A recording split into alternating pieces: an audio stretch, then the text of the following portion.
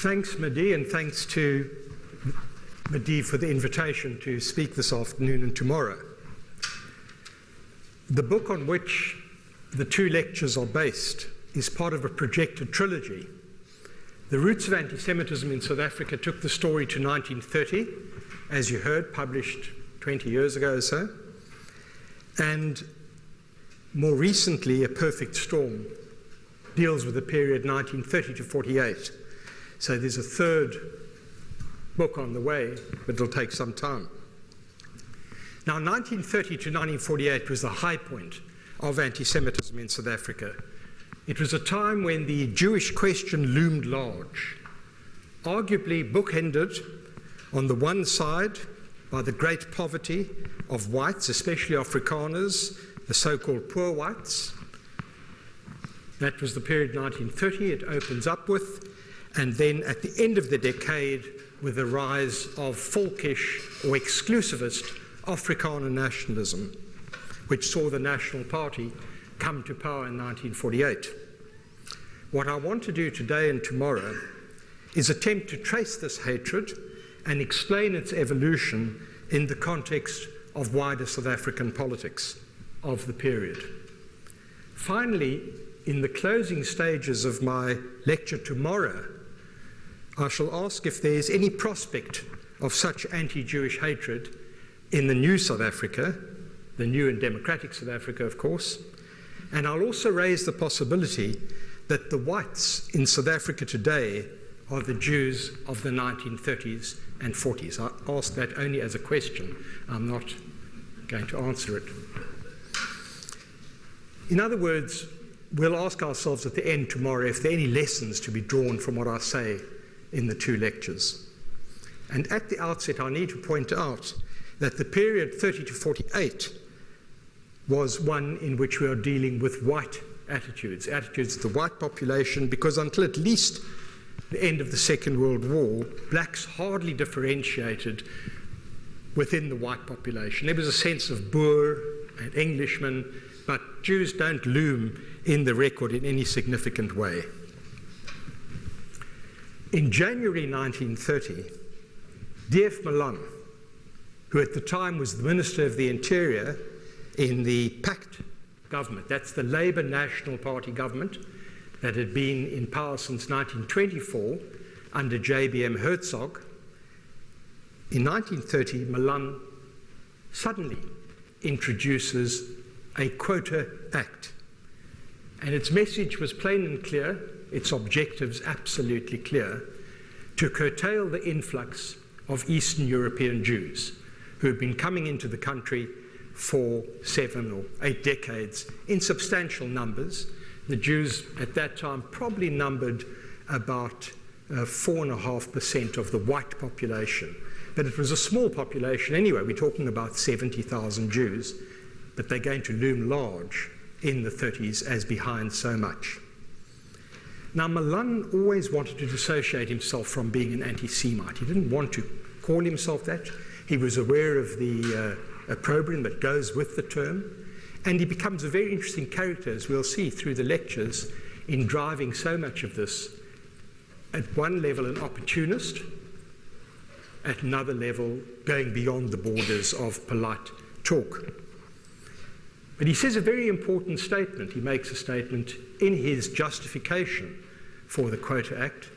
He says, and I'm quoting, "Nations desire to preserve homogeneity because every nation has got a soul, and every nation naturally desires that its soul shall not be a divided one. Every nation considers from all points of view that it is a weakness if in the body of the nation there exists an undigested and unabsorbed and unabsorbable minority, because that always leads to all sorts of difficulties." And you can hear the echoes, of course, with Muslim immigration in contemporary Europe. This has been around a long time, the other as a threat to the character of the nation. And it's only really in the late 20th and the 21st century that we have the sense of multiculturalism and divided societies. In the 19th century, and Malan's ideas are coming straight out of the 19th century, and more specifically a lot of German thinking in the 19th century, the Volk, the people. And you don't want another racial problem, something that we're going to hear about over and over again with the East European Jewish immigration. Importantly, they settled on a handful of people coming from particular countries, and those were the countries from which Jews were coming to South Africa to escape what was going on in Eastern Europe, which was pretty bad between the wars, not to mention the 19th century. He didn't think about stopping Jews coming from England or Central Europe. In other words, he could easily skirt the danger of being called an anti-Semite. He's talking about people who he says are not part of the producing classes, they're a different culture, they're aliens. And we know we're almost programmed as human beings to have a dislike of the unlike. And these people were distinctive, spoke their own language, Yiddish, of course they dropped that within a generation, but they were different and they weren't wanted by Milan in this legislation. But importantly, he was supported across the board. English and Afrikaans speakers, political parties supported it. Smuts was away, he was the leader of the opposition. The South African party at that point, he came back later, he tried to whip his party into line, but it was quite clear that the message was that, and the editorials in the newspapers across the country, to the last editorial, supported this legislation. We don't want these people.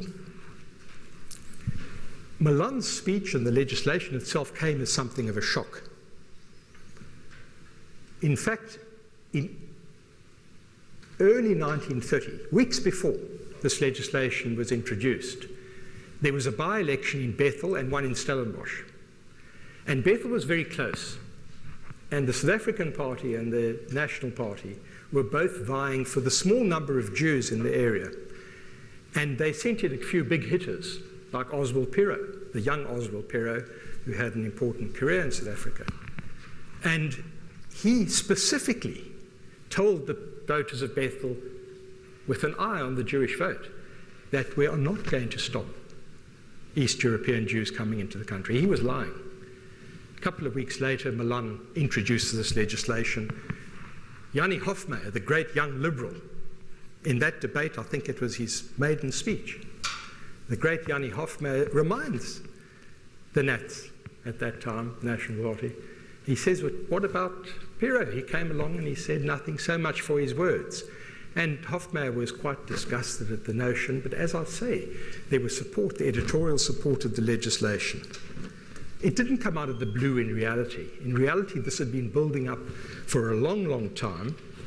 We've seen from the late 19th century the evolution and maturation of an anti-Jewish stereotype.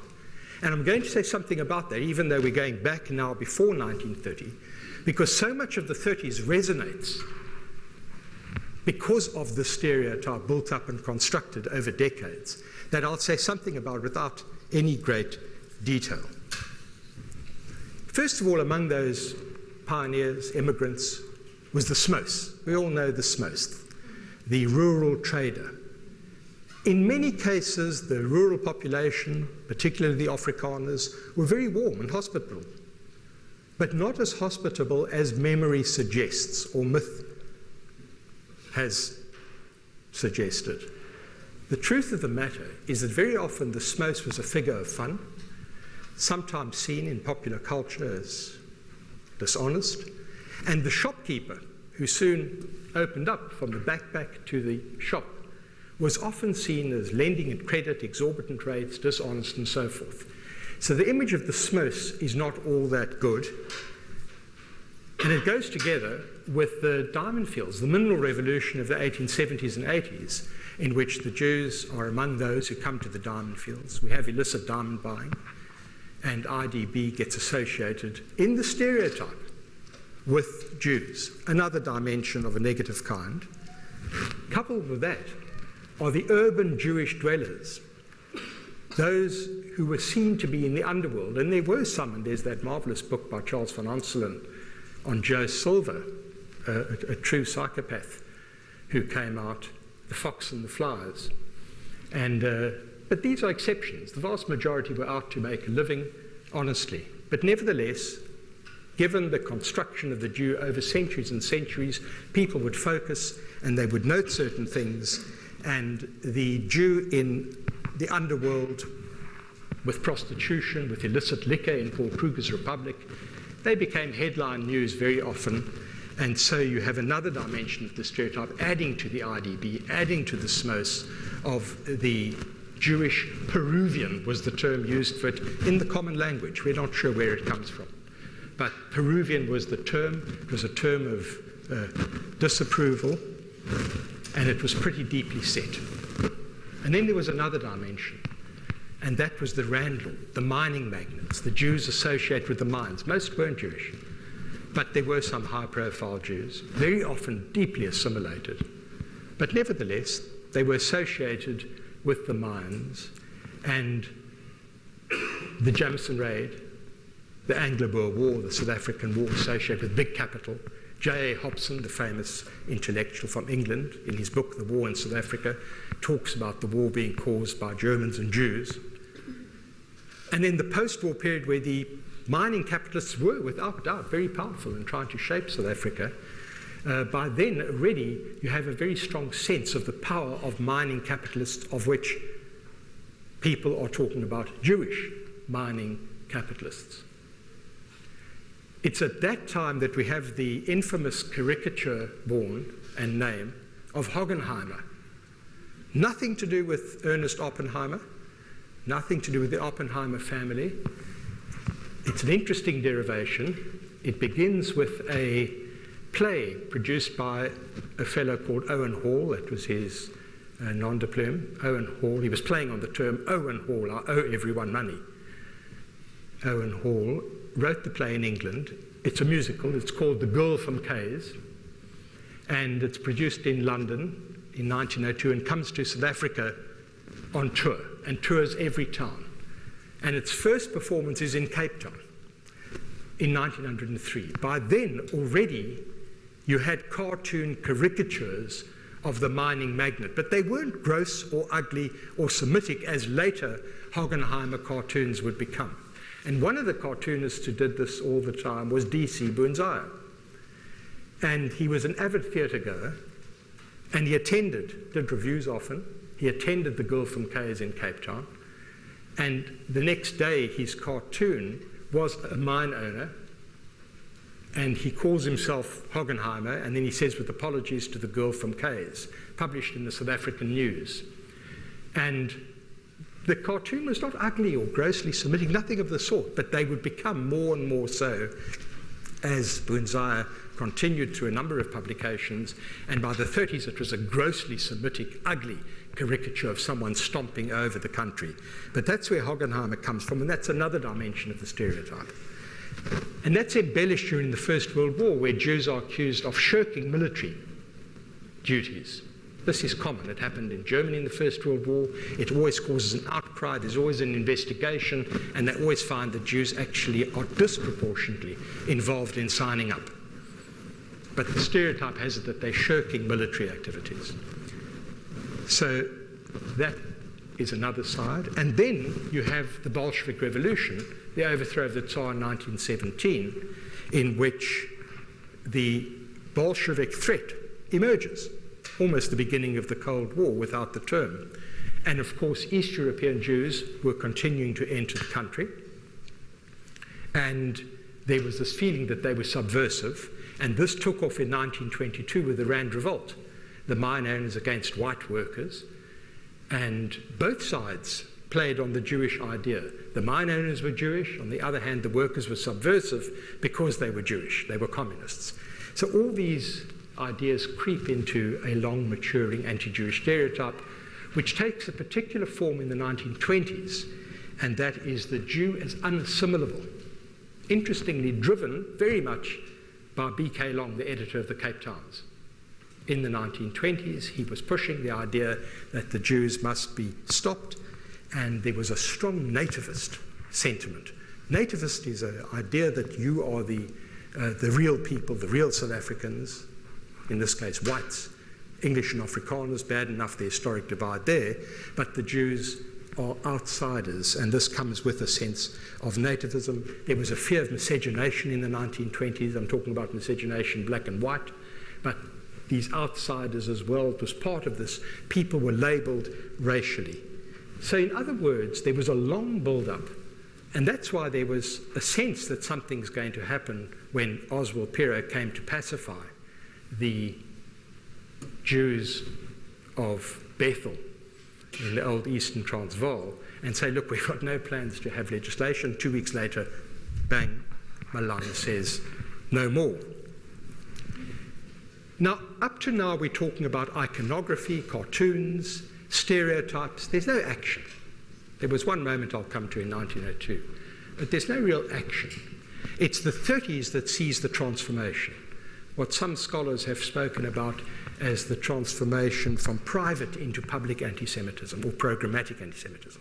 Private are ideas we carry in our heads. We all carry stereotypes in our heads. It's a pity we do, but it's almost as though we're hot-wired for that. Whereas programmatic is actually saying we're going to have a program of action to curtail the number of Jews in X, Y, and Z, or this or that. It's action, or exclude them, or kick them out. It's a big difference.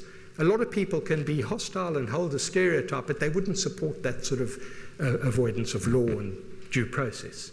So this is what changes in the 1930s, and it's really a period which I've called a perfect storm, and we'll see why, because so much comes together at that time. And one of those things is the rise of Adolf Hitler, who comes to power far away, of course, appointed Chancellor in January 1933, but there are reverberations within a short space of time. There are going to be people in South Africa aping European fascist ideas, behaviour, and Nazism. And the classic example of this was Louis Theodore Weichert. Some of you in the audience will remember his name. He was rehabilitated as a senator by the National Party in the 50s. But Louis Weichert, born in Paarl in the mid-1890s, father dies young, goes up to the South African Republic, the old Transvaal, and his mother remarries a German school principal. He gets sent to Neu-Hanover German School in New Hanover in Natal. He has 1 year there according to the records. They then go to Germany. He's a young boy, and he effectively has his teenage and early life in Germany, wants to get back to South Africa in the early 1920s. His passport has expired. He makes plans to get a passport. There are a lot of complications about his role in the First World War, what he did or didn't do, and he eventually gets back. But there's no doubt that he's imbued with some of the exciting developments in fascist Europe, because this is the age of fascism in interwar Europe. Capitalism is failing, and of course with the Great Depression and the Wall Street collapse, it's a sign that capitalism has collapsed. Bolshevism is the other threat, and the third way is fascism, and that was a real ideology in the 1920s and 30s. And Weichert is imbued with it. He's pretty disillusioned about what's going on in South Africa, and he eventually loses patience with the National Party, with the South African Party, and he has a meeting at the old coffee house on Hofmeyer Square. Some of you may remember it, the coffee house. It was a place a stone's throw away from Parliament. People would go there and sort of have their gossip and their discussions in quiet corners. You'd always see prominent politicians there.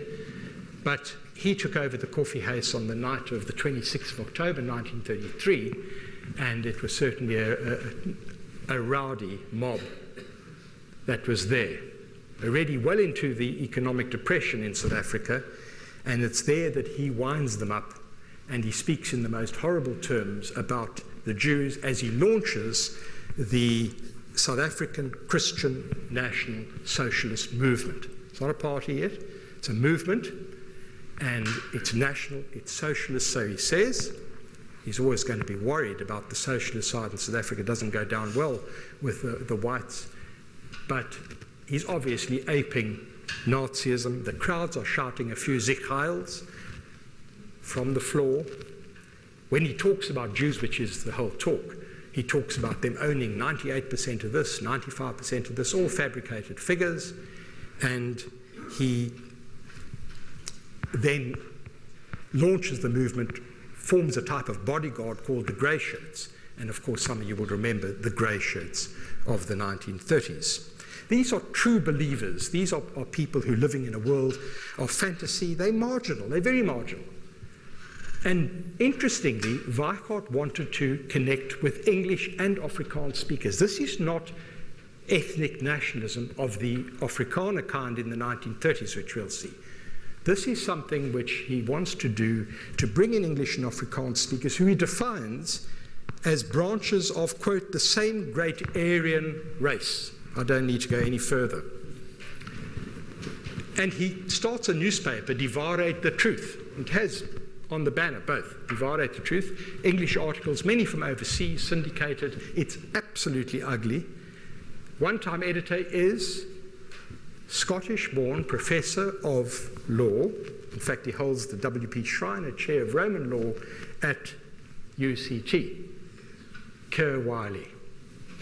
And he becomes editor, secretly, of this bi-weekly Die Waarheid, the Truth. He's a vicious anti-Semite. On one occasion, he tells UCT's Vice-Chancellor, Jock Beattie, that the Jews were, quote, the leading agent of the devil on earth. He's not the only Nazi at UCT, by the way. There's a professor, Heinrich Bull, Professor Bull, electrical engineering from Germany via England. He comes here in the 20s, and remarkably, his son, who goes to Sachs, ends up being very close to Hitler. He leaves in the 1920s. He becomes head of the Auslands organization, which deals with foreign affairs and spreading of Nazi propaganda. Ernst Wilhelm Bull, you'll see him in all the standard textbooks. That's his son. So I'm sure the Wiley and Bull got on. Weikart attracts the attention, but there are a few other groups that emerge. Vredendorp, the little working class suburb in Johannesburg. They have fights there, they have Nazi-like meetings there of different groups. These are people imbued with fantasy, absolutely imbued. R.K. Rudman, I don't know if you remember him, he hung around after the war, well into the 50s, I think even into the 60s. R.K. Rudman was the grey shirt leader in northern Natal, and he talked about the Jews having their poison fangs in South Africa. He quoted extracts from the Protocols of the Elders of Zion, that notorious Russian fabrication, which goes back to the late 19th, early 20th centuries, which has been described by one scholar as a warrant for genocide, and it talks about the Jews trying to overtake Christendom and so forth. You can still get the book in parts of the world, but he talks about that. And it also suggests this connection, this web between international anti-Semites that are in touch with one another, who's sending material. There's no email at that time, but it's all coming in. And some of it is coming in from German Southwest Africa. In fact, a lot of it. And the government will soon be watching that. So we see the international connections, but these are fringe characters. They fall out with one another. They really, not great people. Young males who fight more with each other and run around the country screaming against the Jews. And the fantasy level is best illustrated in the grey shirt trial in Grahamstown in August 1934, a very famous trial, certainly for international jury and for jury, because it was the first case where the Protocols of the Elders of Zion was shown by a court of law to be a fabrication, a fraud. Concurrent with that case was a case in Bern in Switzerland, and began earlier, but for technical reasons it wasn't resolved. And this was the first victory for the court of law, showing what it was. And it all began in Aberdeen in the Eastern Cape, when Johannes von Strauss von Moltke, he claimed to have uncovered a sensational plot. This is in early March 34, and he says all will be revealed about a document that had been stolen from the Western Road Synagogue in Port Elizabeth, which had a signature rabbi of the synagogue on it, which attested to its authenticity. There was no authenticity to it, and they had Hebrew letters on this that actually they'd lifted from a Jewish magazine that said kosher for Pesach in Hebrew. They just had this on to give it an authenticity. And this was shown in the case, which we haven't got time to go into the details, but it was shown to be absolute rubbish. And the case was brought about by the Reverend Levy of Port Elizabeth, who was the reverend of that synagogue. One of the key points in the case was that they tried to say, but he's not a rabbi. And he said, everyone would understand in the defamation that I'm responsible and I'm behind this plot. Anyway, they lost Johannes Strauss van Moltke, Harry Inch, the other one, and David Hermanus Olivier, who owned the newspaper Rapport in Aberdeen, who spread a lot of this stuff. They were found guilty. Most importantly, the episode illustrated this nexus of anti-Semites. Now, you would have thought they'd disappear after this court case, but they didn't. Despite the court case, the protocols continued to be quoted and published, and stimulated the acceleration of shirtist, other shirt movements, activities, because these guys couldn't hang around together for too long. They always fought with each other on small issues, and they formed their own movement. And they were not that serious in a way.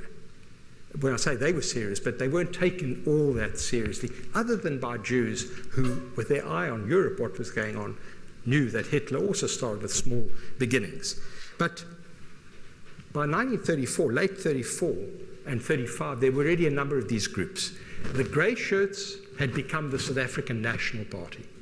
They turned themselves into a political party, I think mainly because they wanted to get the right to have their evenings in halls, and they were often banned by municipalities from speaking. So if they were a political party, it would be difficult to ban them. So that was one reason. Then there was the South African National Democratic Movement, the black shirts, under Manie Wessels, the Volksbeweging, the People's Movement, under H.S. de Blanche, no relation to our more recent de Blanche, spelt differently, the National Workers' Union, or brown shirts, and then there was a National Party sort of youth crowd, the Oranje Hemde, orange shirts. So you can see this proliferation. They're still marginal and odd characters. But one person who broke away from the grey shirts, and he was very encouraged by the protocols of the Elders of Zion, was J.H.H. de Waal Jr. His father had been a very prominent Afrikaner in the Old Cape House, a writer, poet, and he was a fantasist. As I say, a member of the grey shirts, and then he breaks away and he forms a group, the Christen Volksbeschermingsbond, or Gentile Protection League, in 1935. And the central aim of his movement is to remove Jews from control over South Africa. And he also launches at the Koffiehuis. He wants to specialize in anti-Jewish measures. That's the sole aim of his movement. And he would do this by fighting and limiting Jewish rights. Those Jews who obtained citizenship after 1918 would have their citizenship revoked, and Jews would be precluded from employment in government affairs. So he's already got a program of action, and he claims to be doing very well. These figures are unverifiable. People threw them out, but the meetings were well attended. What did gain notoriety was de Waal's memoir. It was called My Ontwaking, My Awakening, in which he explained the evolution of his insights into the Jewish question and how he had been alerted to the menace. And one chapter was lifted directly from the protocols. They had no worry with plagiarism, these people. They probably did it together in cahoots with others, and they were sent the plates. And it again stressed this web of anti-Semites, fantasists who associated Jews with Satan, with ritual murder, killing of Christian children for their blood, with Bolshevism, basically an international octopus dominating the world.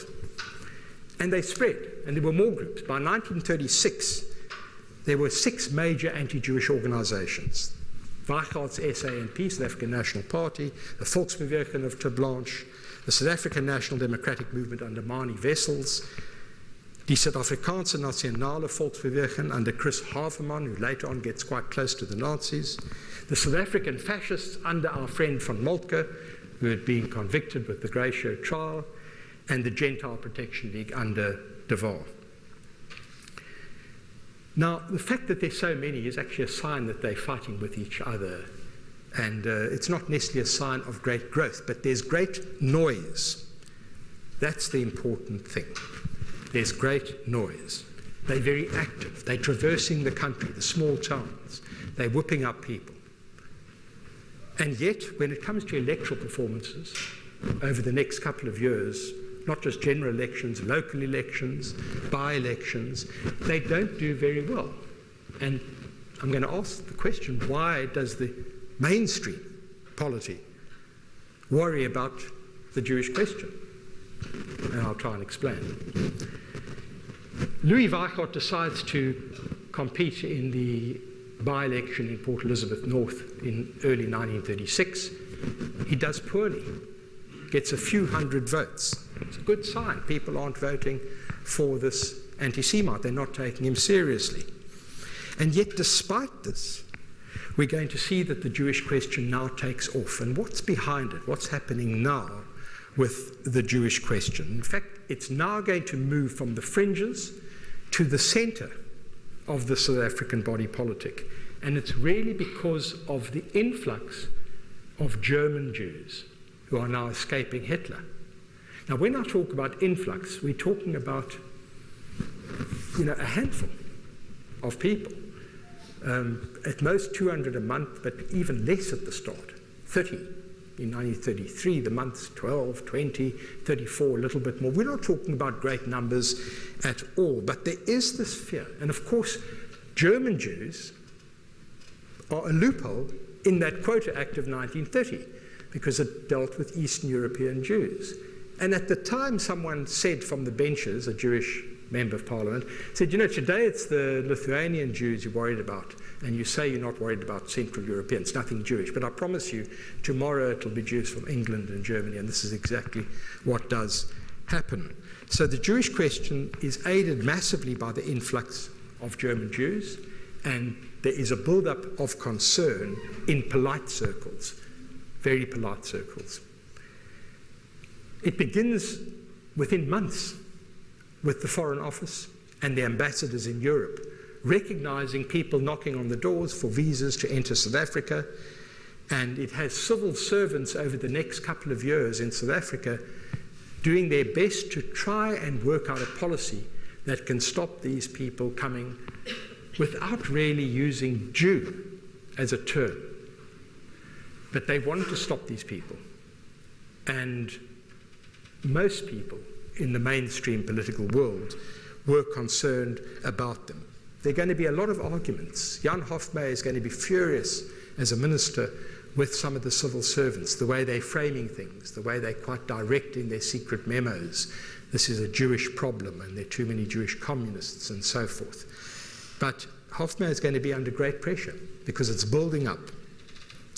It's important at this point to remind you that in 1933, Smuts and Herzog joined forces in a coalition, the South African Party of Smuts, the National Party of Herzog, in a moment of great social turmoil in South Africa, aided and abetted by the Great Depression, instability, poor whiteism, and they come to the helm. They get together, these old Boer War comrades in arms. They get together to form the South African United Party, which is fused in 1934, the United Party, as it's known. And that is too much for Malan and a few other people like Strydom and Nico, whatever his name is, in the Free State. And the breakaway begins. Malan forms the Gesaverde, or Purified National, Nico van der Merwe, the Gesaverde, or Purified National Party, which is the party we know of as the National Party, ultimately. And Malan has got his base in the Cape, and he says that Smuts and Herzog had sold out to Hockenheimer. By then it's a household term, just like Gupta today is a household term. Hockenheimer was a household term. It was big capital. Worse than that, it was Jewish. The cartoon showed a grossly Semitic figure. And it's at this point that Hofmeyr faces mounting pressure. Herzog is the prime minister. He's under huge pressure. And Malan is looking over his right shoulder at the Weicherts of this world and the other shirtists. The United Party under Herzog is looking over its right shoulder at Milan, and so it becomes a serious issue. And there are debates after debates with the National Party now, the Conservative National Party, pointing out or accusing Jews of boycotting Germany to the detriment of South African farmers, accusing Jews of dominating the economy. The name Schlesinger, IW, comes up very often. Interesting, not the Oppenheimer family, although it's going to lose their Jewish connections, but Schlesinger becomes a name. And then on the other hand, they talk about subversion and communism. And Solly Sachs, father of Judge Albee, is the Secretary General of the Garment Workers Union, and he's very, very active in labour activities. And he becomes a symbol of the subversive qualities. With subversion goes on the side of the blacks, miscegenation, but most importantly, this great fear of politically seducing Afrikaner women and getting them to support Marxist ideologies, to go to Russia. Some did from the Garment Workers Union, coming back with wonderful stories about Russia. And that was the fear of the Afrikaner national project, because ethno-nationalism, as the early Afrikaner national movement was, Volkskapitalism, as one scholar has put it, that nationalism was built around the notion of getting in all Afrikaners ethnically. Just like in contemporary South Africa, the ANC knows it can get the vast majority of blacks on an ethnic basis. Afrikaners wanted to get Afrikaans speakers. That was the road to political power. And Solly Sachs and Jewish leftists, and there were some prominent ones, were undermining that idea, introducing class struggle as opposed to ethnic struggle. So you've got these problems of the rich, the subversive communists. Jews are going to swamp South Africa. We talk about post-truth politics in the Trump age. Well, it was post-truth politics there as well, in the sense that numbers were being bandied about which were really meaningless, and they were not a threat in any serious numbers. But there was the sense that the Jews were an additional race problem. They were racialized as another group. And they weren't quite white in that sense. And that was a problem.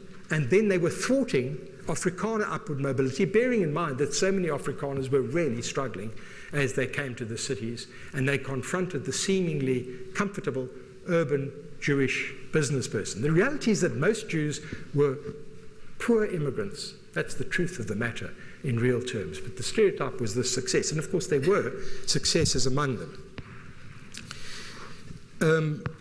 It's at this point that the United Party, under pressure, introduces new financial immigration restrictions which were to take effect from the 1st of November 1936. They were under pressure, and they made things more difficult for the immigrants to come in terms of loan securities and so forth, that you had to bring money, you had to do things that were very, very difficult for these people. It was going to be very difficult for refugees, that's what they were, coming from Germany, stripped of their possessions, to get into the country. Even guarantees that had already been accepted would be regarded as lapsed after 1 November 1936.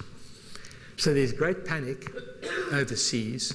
Jewish organizations get together, because there are already immigrant aid societies to get out of Nazi Germany, mainly going to the New World, and they charter a ship called the Stuttgart, which sails from Bremerhaven in October 36 to beat the deadline of 1 November.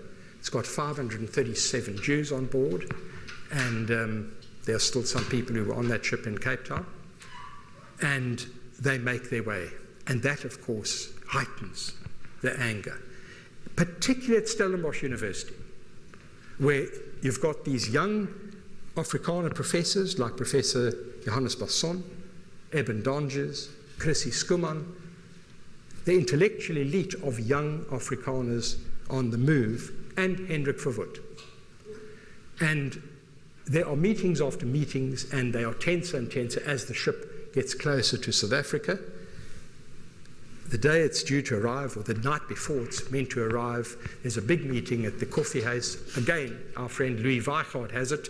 crowds are drunk and they rush off to the docks, but the ship wasn't in, and they disappear, the crowd, and there are a few stragglers the next morning, and the ship comes in, the weather's bad, and they get in, but there are a few Nazi flags on the quayside. One of the passengers remembers looking over and saying, "Why are we coming here?" Seeing these Nazi flags. This legislation didn't satisfy the ultra-right, these financial restrictions.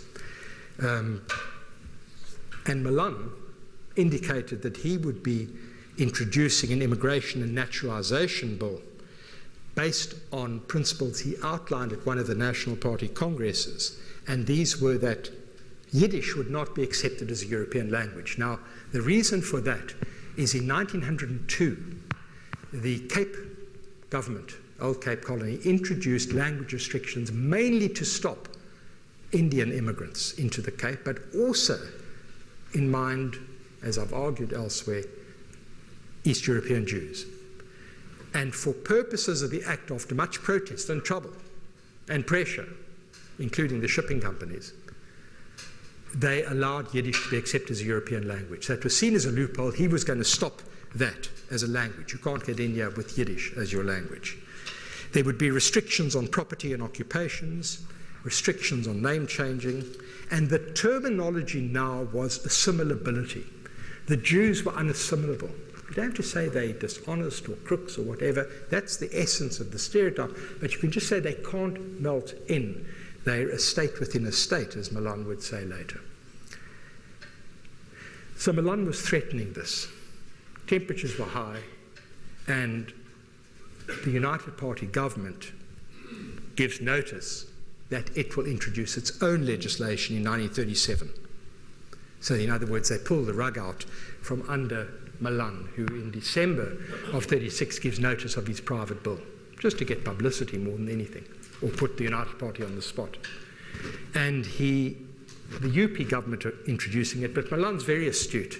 He quickly stands up in Parliament and he gives notice of his own motion in which he uses the parliamentary forum to castigate the United Party for failing, quote, to prevent the further influx of Jewish immigrants and especially the so-called German refugees. So-called German refugees, he says, because there's this great love affair and understanding that there's a revolution going on and you can't make an omelette without breaking a few eggs.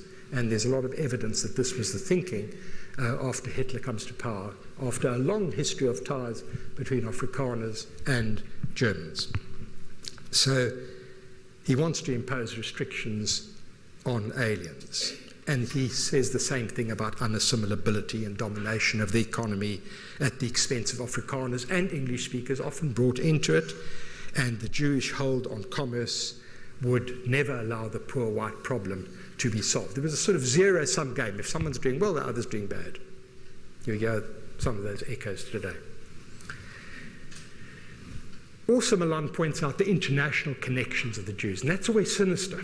You know, it's a transnational group rising above the nations, apparent with the Stuttgart affair, where international Jews got together to help. He calls the Jews an imperium in imperio in all countries, a state within a state or an empire within an empire. They're not loyal to where they are.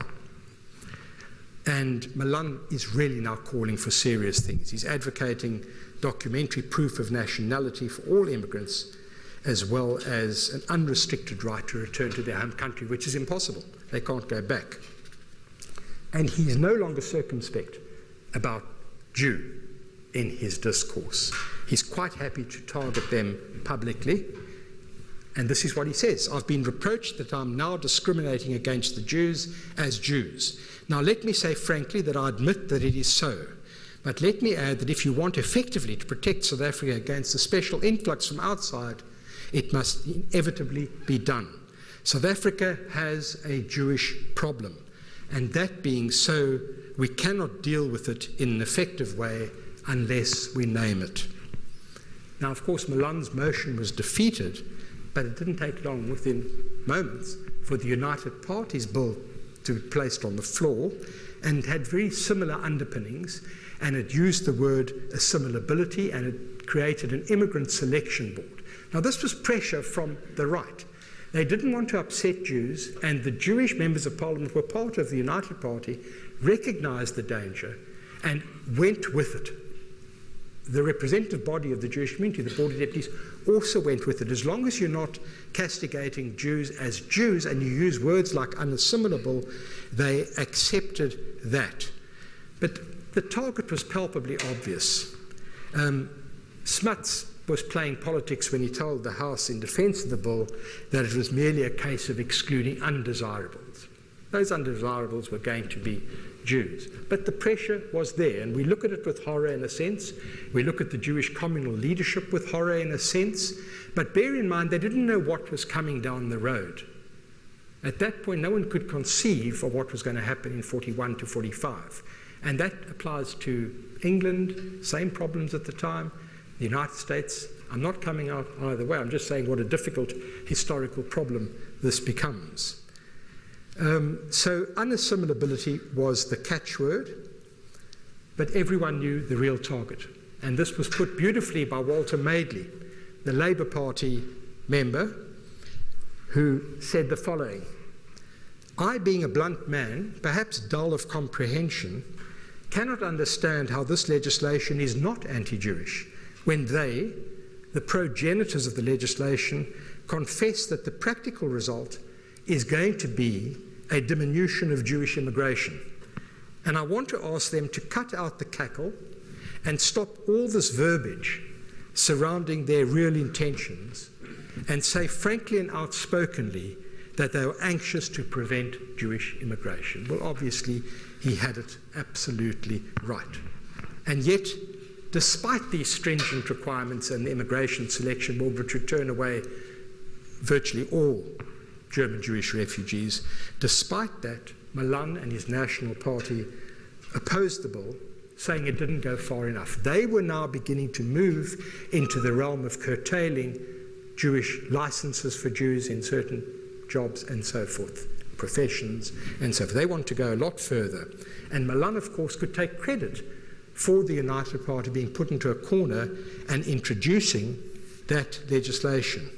But as I say, it was inadequate as far as Milan was concerned. It didn't deal with the dominance of the Jews in the country. That's important. They were there in the country and they were supposedly swamping and taking advantage of everyone, and they posed a threat to all. And this is what he says. The question arises with us as a people, not only how we are going to keep them out in the future, but how are we going to protect ourselves against those who are here?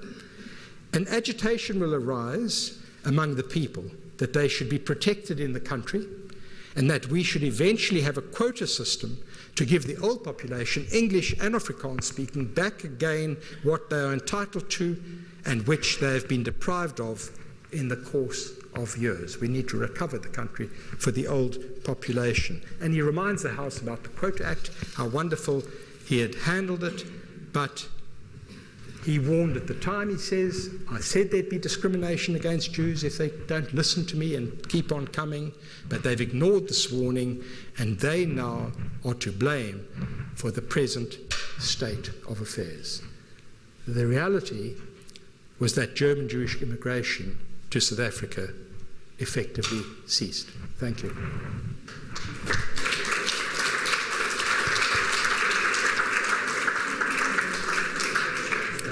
We've got at least 10 minutes for questions. If people want to leave now, you're welcome. Otherwise, we've got 10 minutes. Just indicate with your hand, yes. How many German Jews came in the early 30s? It amounted by entirely right up to 39, about 3,500. Really? Yeah, it's a handful. At one time, among those people being very concerned was Patrick Duncan, who becomes Governor General, yes, the father of the Liberal Duncan. And he's talking about 2,000 a month. He's very worried about it. He thought it was too many. Too many. Although he had Jewish friends, he said.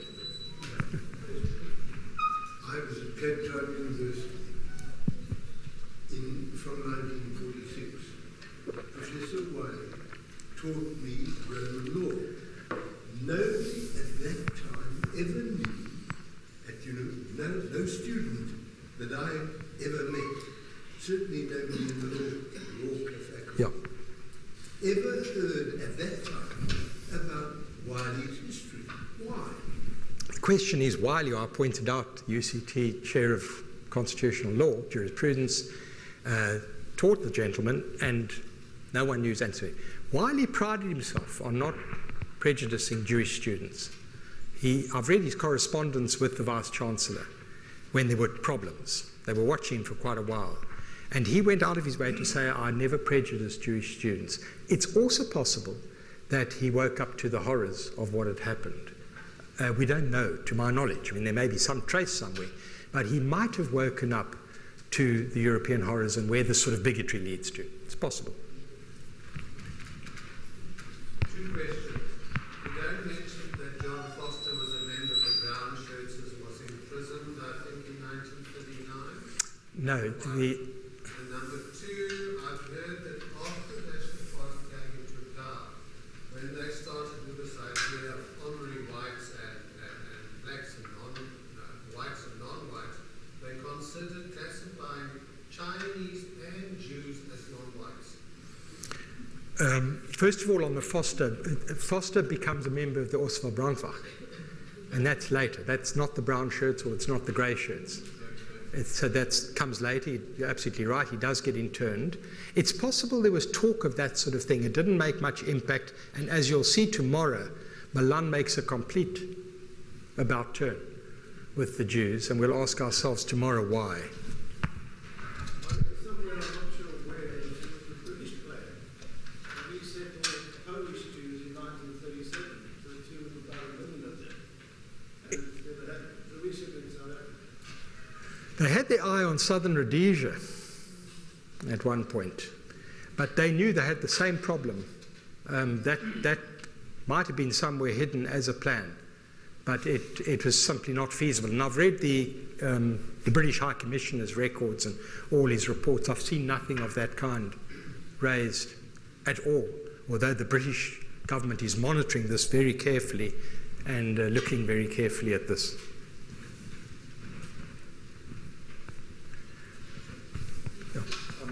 Born 1940 in Cape Town. Left 40 years ago, but in the 35 years I was here, was part of the border deputies, etc. The little snippets of history of grey shirts, etc., yes, that I've heard of. None of this detail ever was talked about, was raised with us as a young community. I mean, we were the students of the 1950s, and this was not part of ever a discussion within the Jewish community. It might have been minimized because of the atrocities of Europe. Next to that, this is nothing. But it's certainly in all the minutes, nothing hidden, by the Board of Deputies. They were very aware, and they were in a state of absolute alarm. I mean, all these issues, you can imagine this community being threatened and what they had to do to deal with it and depend on the goodwill of many, many non-Jewish people. I mean, it's always the case. You haven't got every South African white being an anti-Semite, not at all. But you have this pressure and actions follow. I'm pretty sure that the fact that no Jew can be a member of the Nationalist Party. That's right. When did that start? Beginning of tomorrow's lecture, 1937.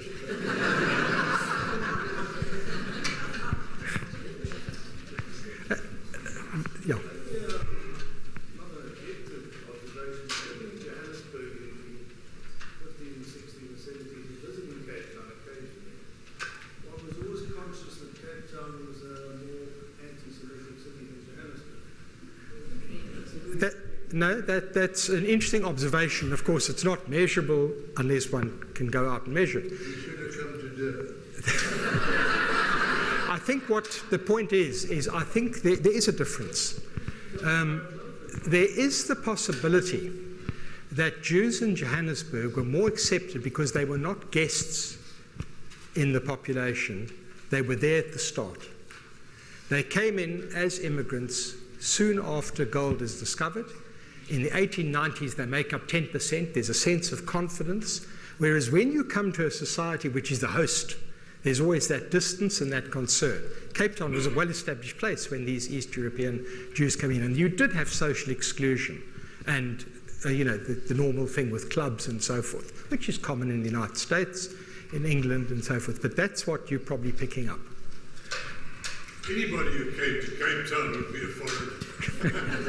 That's a fair point. By the way, it's an important point you make. One has to also widen the scope and bear in mind that Asiatics were a great problem, for these people. Very often they would throw in the Asiatic, but there was certainly a Jewish question in South Africa at that time. Milan's saying it, you must call it by its name, he says, otherwise we're not going to face it.